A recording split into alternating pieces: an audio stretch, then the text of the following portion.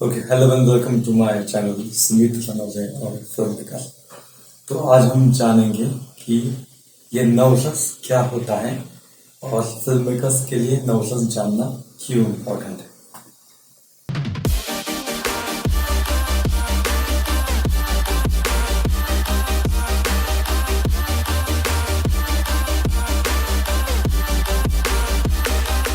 What is नवरस? नवरस मतलब nine emotions.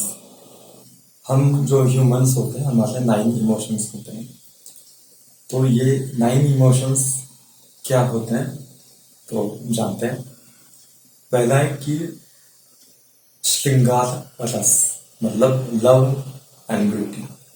Number two is हास्य रस means laughter. Number three is करुण रस या करुणा रस जो है सॉरो सैडनेस दुख।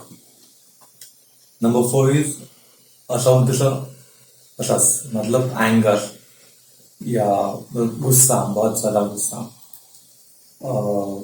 नंबर फाइव इज वीरा रस, वीर रस या वीरा रस मतलब heroism, bravery, courage.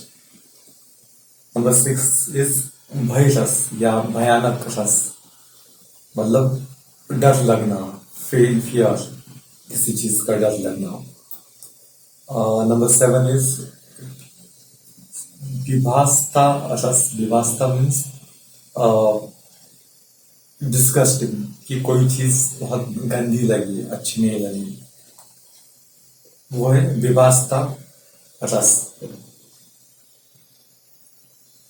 Number eight is अद्भुता, अद्भुत रस या अद्भुता रस मतलब सरप्राइज, वंडर, चौंक जाना या सरप्राइज होना या एक्साइट होना शायद। वंडर, वंडर को क्या कहते हैं हिंदी में ऐसे। अद्भुता रस मतलब सरप्राइज या वंडर, सरप्राइज होना या चौंक जाना मतलब अद्भुत रस। कोई अद्भुत चीज देख ली है कि एक तो शॉक हो गए, और या कोई चीज मतलब जो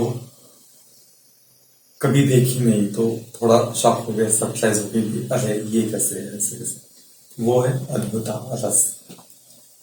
नंबर नाइन इज शांत रस, शांत रस मीन्स पीस, पीसफुल, शांत हो जाना। तो ये सब नाइन इमोशंस हैं जो हमारे ह्यूमन माइंड समझता है और हम ये हम में ये नाइन इमोशंस होते हैं एक ह्यूमन बीइंग में, चाहे वो लड़का हो लड़की हो, ये नाइन इमोशंस हर किसी में होते हैं। अब ये नाइन इमोशंस जानना फिल्म मेकर्स के लिए क्यों इम्पोर्टेंट है? इम्पोर्टेंट इसलिए है क्योंकि जब हम फिल्म डिजाइन करते हैं, कोई सीन्स, फिल्म के सीन्स लिखते हैं, डिजाइन करते हैं, तो फर्स्ट इज कि आप कहानी जैसे दिमाग में वैसे लिख दो। दूसरा है कि एक बार चेक करना है ये सब सीन्स है उनका मूड कैसा है, हर एक सीन का मूड कैसा है। अगर back to back same mood वाले सीन्स हो गए तो वो देखने लायक फिल्म नहीं बनेगी। सेम मूड के सीन्स को रिपीट नहीं करना है। अभी फॉर एग्जांपल मैंने एक फिल्म बनाई थी द परफेक्ट पोर्ट्रेट, तो उसका फीडबैक ऐसा था कि back to back sad scenes हैं, back to back sad scenes थे फिल्म में। तो जो मेरे दोस्त दो लोग थे उनको मैं फिल्म दिखा रहा था तो दोनों बहुत बोर हो गए, बहुत बोर हो गए, back to back sad scenes थे। उसमें लीड मैंने किया था तो वो बोले कि तुम हंसते हुए नहीं दिखाए फिल्म में, सब सैड सीन्स है बैक टू बैक ऐसे, मतलब क्योंकि वो स्ट्रगलर का कहानी था, एक पेंटर स्ट्रगलर का कहानी, और वो स्ट्रगल करता है तो वो दुखी है अपने लाइफ में। तो back to back sad scenes थे तो उनको अच्छा नहीं लगा। वो इतना सिनेमा समझते नहीं लेकिन ये चीज उन्होंने पॉइंट आउट की, तो मेरे दिमाग में ये चीज रह गई। और वैसे जब मैं फिल्म फेस्टिवल जाता हूँ तब मैं ऐसी फिल्म में जो पूरी film sad scene sad film हो तो ऐसा देखने में मुझे भी मजा नहीं आता। तो सेम गलती इधर हो गई मेरी फिल्म में भी। फिल्म का नाम है द परफेक्ट पोर्ट्रेट, यूट्यूब पे अवेलेबल है।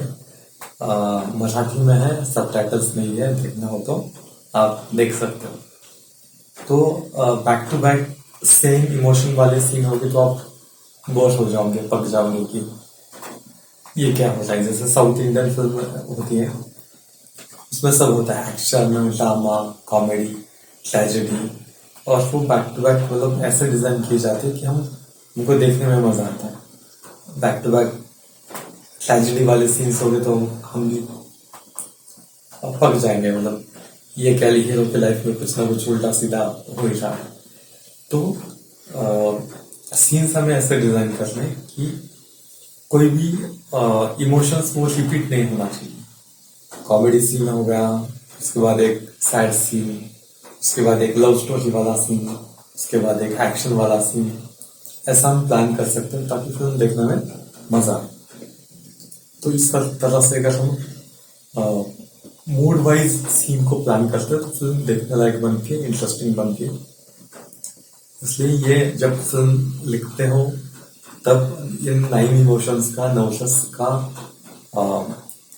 के बारे में सोच के डिसाइड करो, मतलब कैसे सीन्स होने चाहिए, तो फिल्म आपकी और अच्छी बनेगी।